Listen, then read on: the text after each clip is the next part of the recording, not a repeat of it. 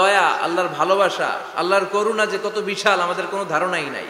আল্লাহ ভালোবাসাকে তৈরি করে 100 টুকরা করলেন। এক টুকরা ভালোবাসা পৃথিবীর সবার মাঝে ঢেলে দিলেন, আর 99 টুকরা ভালোবাসা আল্লাহ তাআলা নিজের মধ্যে রেখে দিলেন। ওই এক টুকরা ভালোবাসার ছিটে ফোটা পেয়ে আমাদের মধ্যে ভালোবাসার ঠেলা কি দেখছেন? এক টুকরা না দিয়ে যদি আল্লাহ 20 টুকরা দিত, যদি 50 টুকরা দিত, তাহলে প্রতিদিনই 14ই ফেব্রুয়ারি হয়ে যেত। কথা বলেন।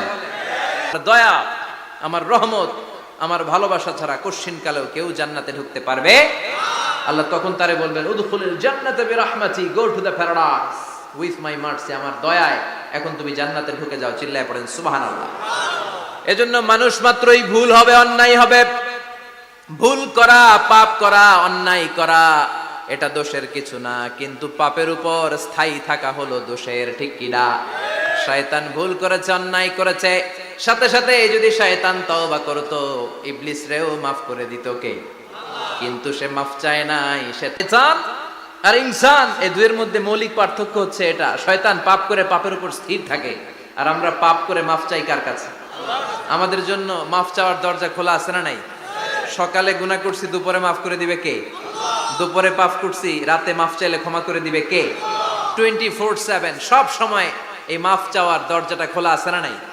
শুধুমাত্র কেবলমাত্র দুইটা সময় আল্লাহ তাআলা তওবা কবুল করে না। এক হচ্ছে বাদাল গারগারা। বাদাল গারগারা, মালাকুল মাউত যখন এসে রূহ ধরে টান দেয়, তখন গলায় গরগর গরগর শব্দ হয়। মালাকুল মাউতকে দেখে ফেললে আর তওবার কোনো সুযোগ নেই। সাইয়েদনা মুসা আলাইহিস সালাম তার চাচাতো ভাই কারণকে বলেছিল, সম্পদের যাকাত দাও, এ সম্পদ আল্লাহ দিয়েছে। কারণ বলে, আল্লাহ দেয় না, ইন্নামা উতিতুহু আলা ইলমিন ইনদি, আমি আমার ইন্টেলেক্ট, আমার সৃজনশীলতা, আমার বুদ্ধিমত্তা খাটিয়ে সম্পদ উপার্জন করেছি, আমি যাকাত দিব না। মুসা আলাইহিস সালাম বললেন, তাহলে আযাবের অপেক্ষা করো। কারণ বলল, পারলে আযাব নিয়ে আসো।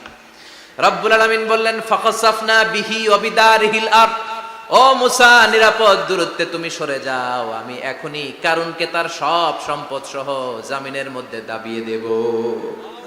কারণ তার সম্পদ সহ জামিন